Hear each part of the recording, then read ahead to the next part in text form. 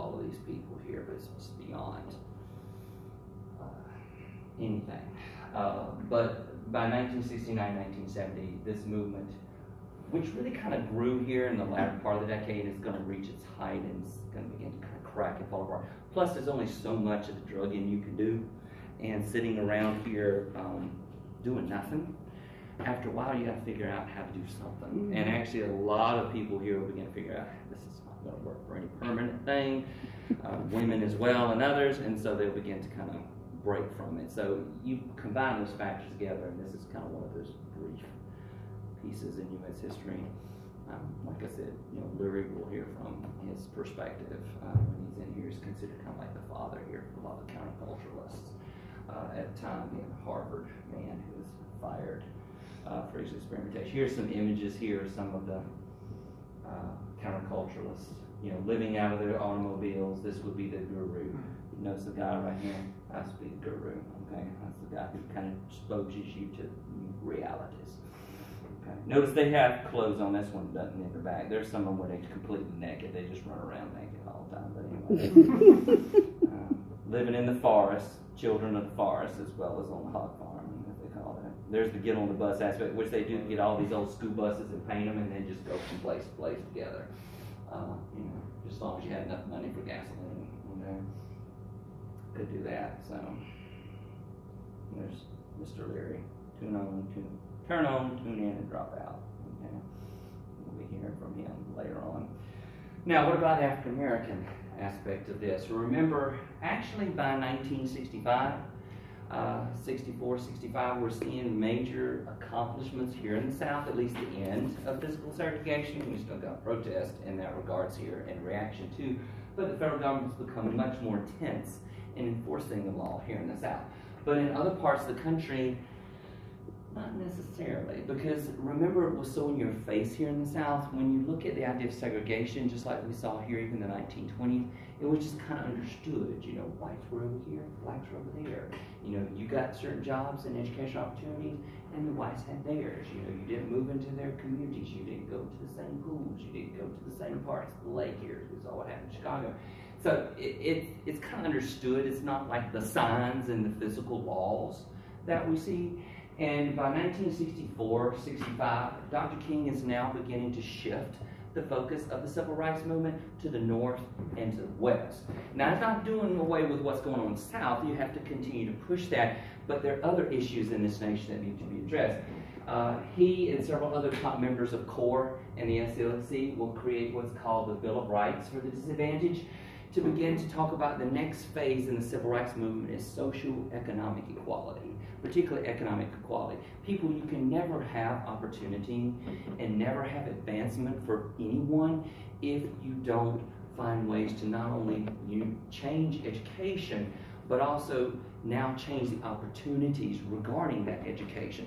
So if an individual here is free, well, that goes all the way back to 1865, that doesn't mean anything. That if they live in poverty, they live in poverty and they always live in poverty and they have a new generation in poverty and another generation in poverty, then nothing really ultimately changes. And so the Bill of Rights for the Disadvantaged will actually be a very long list that they all agree on that begins to figure out what are the problems here, not just socially but economically in this country, and how we can begin to come up with proposals here to work with state government, local governments, private organizations to begin to make those changes. And of course, Phil Randolph again and Bernard Ruskin will come up with actually a freedom budget, which will begin to funnel money from CORE, SNCC, SCLC, and other groups, and begin to raise money here to help begin to finance and to support litigation and lobbying here to make those big changes. Because not only do you need Americans to begin to change the way they see and do things, but you also need the government more active. So when you talk about the Great Society, okay, we're not focusing on that. We're all in Vietnam. We're all involved in these other issues in Latin America. We need to make sure that we don't lose any positive ground we're gaining. And that's really what these two things are about in 1964 and in 1965. Reaction is law and order campaigns. You'll see this throughout a lot of northern cities and western cities where local law enforcement and elected officials will begin to push back against that. where you begin to see strikes, you begin to see sit-ins and peaceful marches. You will begin to see law enforcement and other government agencies working with him to stop it. For example, some of those famous in northern cities were rent strikes, where people who were being evicted because they could not pay their rent, they were paying exorbitant fees in rent in places that were substandard anyway, and government officials were not one addressing that or even addressing the living conditions like our good friend Jacob Reese attempted to do early in the century. We begin to see what's now called the Chicago Freedom Movement. By 1966, we'll begin to see the formation almost of what Garvey and others had done in the 1920s of a black pride movement reforming. Not total separatism, that's coming as well here in 1963 and 64 too, but the idea of African Americans need to strengthen their communities, and if that means separating themselves and building power within their communities, so be it. Particularly in northern and western cities where there's so much white resistance to integration. When I say integration, we're not talking about the southern version of integration. We're talking about literally now changing the social economic threads that have bound people, separated people in other parts of the country. It's not working. And so what we'll begin to see here is not just the Black Pride movement where people begin to explore their African roots, they change their names, they go natural, which we see here as the Afro movement and hairstyle that emerges here in the mid to late 60s, to new clothing and experimentation with that. Even in cultures, you'll even see here around the holiday season, what is the new? The Kwanzaa? Kwanzaa, right? Of getting back to West African roots and traditions and community, because if you look at it in depth, it focuses on a lot of the ideas of building community and getting back to your roots and looking at key morals, key values, key ideas. So trying to build strength within a community with so much instability within the community and inside the nation as well. Educational choice is another one where many of them withdraw their kids from public schools since nothing is being done to improve public education in a lot of northern and western states. So they create their own, what we consider as a 60s version of homeschools, but they call them freedom schools, where African American men and women and families begin to set up their own schools, their curriculum, and ways to educate their children for better opportunities that they're not getting in the tax-supported education in many states. Malcolm X, of course, is becoming one of the biggest spokespersons here of the whole Black Pride movement, what we begin to call Black separatism here in the early to mid-60s. Of course, he'd been a member of the Nation of Islam, of Elijah Muhammad, who, if you look at it, Elijah Muhammad's version of Islam is not the same. His is very much Black Pride. If you look at it, where he talks about the founder who came to him, the idea that blacks were the superior race and that they had been what? Twisted and controlled by the whites, but who were like aliens who came down and destroyed black civilization and enslaved them to the present day. And so many ways what Elijah Muhammad is doing is taking Islam, but he's turning it in more of a black empowerment movement, which is religion. So it's not really Islam. Not really. There are tenets of it, there are parts of it that are true, that are part of it, but it's very much tied to this whole kind of black separatism and black pride. And it's a way of getting out of what they consider traditional kind of Christian religion that seemed more white empowered and white controlled to giving them more empowerment through Islam. Now, Malcolm X, of course, who'd been involved in crime and been in prison, had converted to the Nation of Islam and became one of the chief spokespersons here in the early 60s. And actually, due to his great speaking voice and his way of reaching out to people, talking to them one-on-one, almost seeming to kind of reach out to people individually, will bring in thousands of men and women, young and old, to the Nation of Islam until he himself goes to Mecca. And he'll see there's a huge difference between what he's been taught and has been teaching and what Islam really is. And he comes back, separates from Elijah Muhammad in the group. I'm not saying he begins to talk about open cooperation with the white community, but he begins to open a dialogue with the Reverend Dr. Martin Luther King and other members here of trying to find unity throughout the entire African American community, not just the nation. And he gets killed. He gets assassinated. And in many ways here, this in many ways destabilizes any sort of positive support. Yeah. Yeah, because you're going to see here, not soon after this, in April 1968, the Reverend Dr. Martin Luther King will also be assassinated in Memphis, Tennessee. So you're really going to see really kind of fragmentation and actually collapsing of the movement, because you had some strong leaders in an attempt to kind of bring the movement together again, falling apart. And that's where we see more violence here, 64, 65, all the way through the decade in major cities. The Watts riots in LA, which are actually some of the largest in the U.S., a lot of it coming back to the whole law and order campaigns and the growing animosity and continued animosity between law enforcement and African American youth. You'll see things in Harlem, in Chicago, Detroit, across the country here. There will be literally cities on flames. Dr. King going in, and now the whites beginning to blame him for that. After Malcolm X is dead, the division here where there have been white and black unity is fragmenting more. Dr. King was saying, yes, the idea that we should have an identity, but the idea of separating ourselves is creating greater and greater separatism. And now whites literally use that as an advantage here to create greater separatism and to say, well, that's what they want. Which we were trying to tell you from the beginning, right? So it's repeating a negative vicious cycle that is beginning here again. Of course, February 65, with the death of Malcolm X, is one major fragment. And of course, between 66 and 68, we call it burning years of major violence and anger and frustration, not just against the war, but really the slowing down and fragmentation in the civil rights movement. You also see even the government in the Kerner report will say, yeah, whites who are aware of this, whites helped create this, and whites need to do something about it. But they don't really tell us what we need to do. They said, you do it. It's your fault, all right, and you fix it. Well, problems like this, we know, don't get fixed like this overnight. And the idea here, too, the voices that are talking about unity and to try to bring unity together are being extinguished. And it's kind of like what happened going up to the U.S. Civil War, where you begin to see extremism beginning to take over, and more moderate voices are being lost. And that's sad, almost tragic. It was hard to see it if you were in that time. Now we can look back and see it, but again, that's... Well, hell, we still trying to fix it today. Yeah.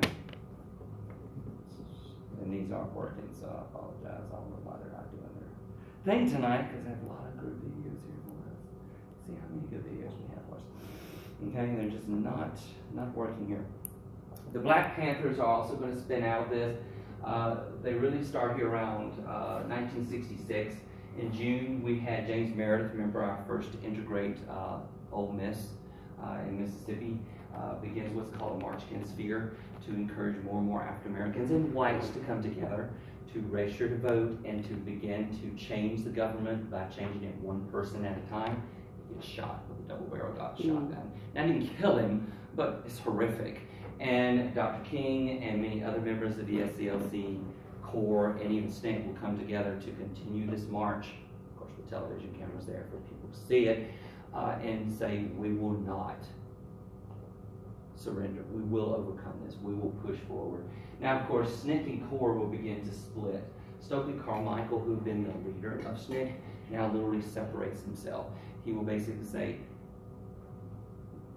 all right, he said, I am not turning the cheek anymore because all I do is get it slapped. And he literally will take SNCC and fragment it and literally say it's black staffed, it's black owned, black controlled, black financed. I don't want a single white involved. And he said, he actually called Dr. King and others, Uncle Toms and others here, that you cooperate with it, we don't want anything to do with you. And he will say, black women, one place, on their back. We don't need them involved as well. So again, the rage in some ways, you can understand it and understand the context. It's not helping. It's not helping what needs to be done here. And of course, Stokely Carmichael reaches out here to other angry, frustrated young men here like Hugh Newton, Bobby Seale, Eldridge Cleaver, all of these here with the most new national bestseller, Solo Night, will begin to talk about another alternative, which will become the Black Panther movement. And here in the late 60s to early 70s, where they will begin to, kind of like what we saw in northern and western cities, they will begin to create their own communes, their own communities, where they will have free lunch programs, they will have prison ministries. They will set up a bail fund to bail out African American youth from jail. They will actually arm people, train them, and actually be able to, in that case, protect themselves from the law and order campaigns, from law enforcement, CIA, FBI, you name it. They will, say, against the pig, against the authority, against those who are out to get them. And there, in truth, there's some there in it. Originally not as radicalized, but you will begin to see them more and more vocally radical over time. And eventually even calling for a revolution of change, of total black empowerment and control. Kind of reminds me in some ways of what we saw previous with people like Nat Turner and other individuals here who felt they had a role and a vision to really take things into their own hands and strengthen themselves in their community. And if violence was necessary, so be it, all right, in order to accomplish that. Relations with government and other groups is very negative. Particularly the government here will begin to see them as a huge security threat, internal security threat, which will increase local law enforcement, FBI, attacks on them, arrests, which will what? Create greater anger and isolation, and actually give more fuel to the anger and fire of recruitment. Other groups like Dr. King and others, again, they push them away, and so there's more fragmentation also within the African American community. This is where you actually start seeing that term used for the first time here in the late 60s, because it had been the Negro community, which had always been a term that was used even by African Americans. Now they had the Black Power movement, African American roots, and now, okay? But even Dr. King will warn, hyphenating you create even greater division. So you've got kind of back and forth, as we see.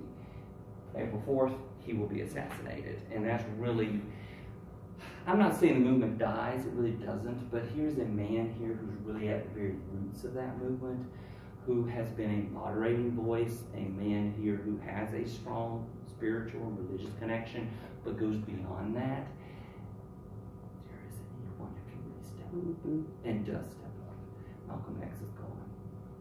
There was a connection, a potential connection between the two. He is now gone. And with the growing divisions, and now look at the spin-offs that are happening here, the anger, the rage, you begin to see greater and greater fragmentation. And what Dr. King was so terrified about is happening, that literally now, instead of talking about one people, one nation, not being judged based on the color of your skin, but your merit, as he said in his address at the Lincoln Memorial. I'm going right back to back in the days. It's moving back, okay?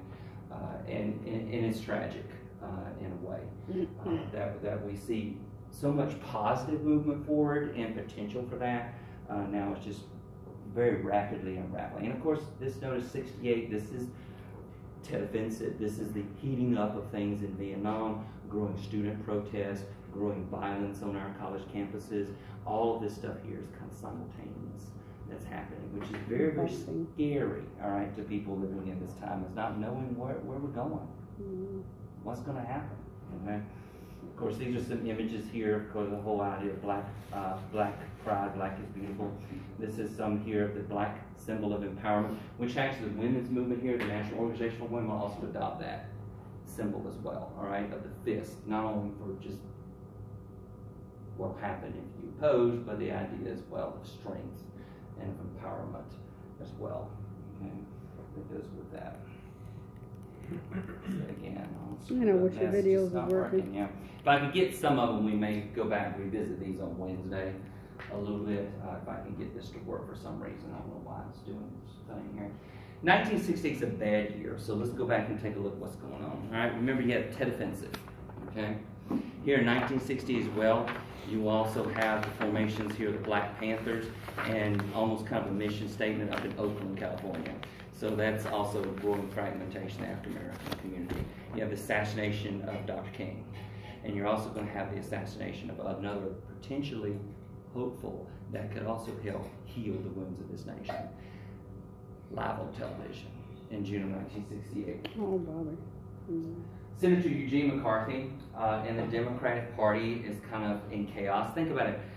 LBJ did not run again. Listen, he would have never been elected if he had. I mean, hey, hey, how many kids you killed today is the benign chant, all right, of what's being said against the President of the United States. There's very little trust or credibility to him. Any positive accomplishments he's made is being now lost in the growing kind of gap of credibility and mistrust of him. They begin to call it imperial type presidency. So McCarthy kind of represents the youth.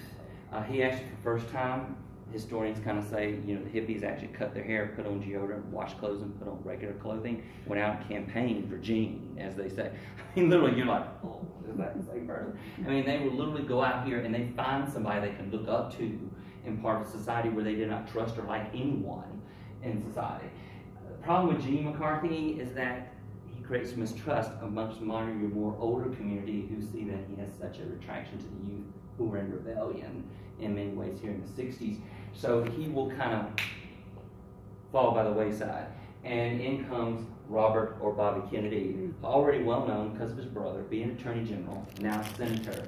And Bobby Kennedy, really most historians believe, is really kind of like the heir apparent that could be the presidential candidate here in 1966 and might be able to beat, because the Republicans are going back to Nixon, all right? Nixon said, I'm ready again.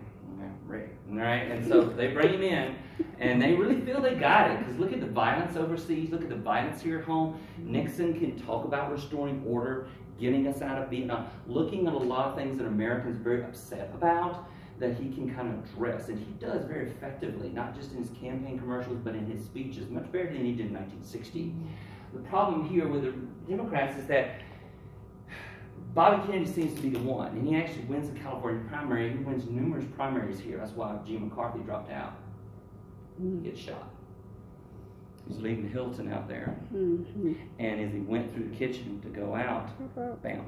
All right, and you see it. You can go on television or on YouTube today, and you can see it, where literally people hear the screams and the cameras will go in there, and he's laying on the floor full of blood, gasping his last breath, where he basically dies there.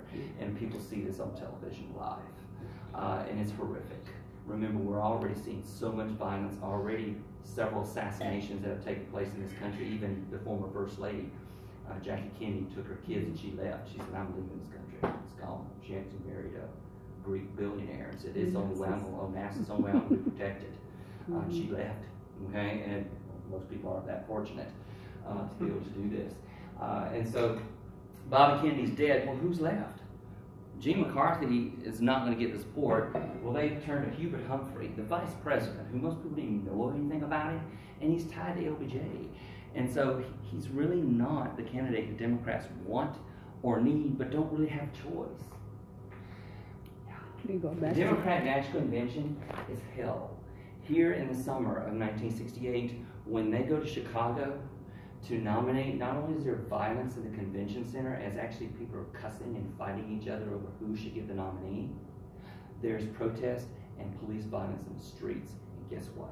It's all on television. You will see, literally, it looks like a war zone in the city of Chicago, where protesters are being beaten, they're being drugged through the streets, tear gas, buildings in flames. It is hell. It is a war zone, and people yelling, the world is watching. And people are horrified, and they're like, and then Nixon's like, that's what you want? Victory or that?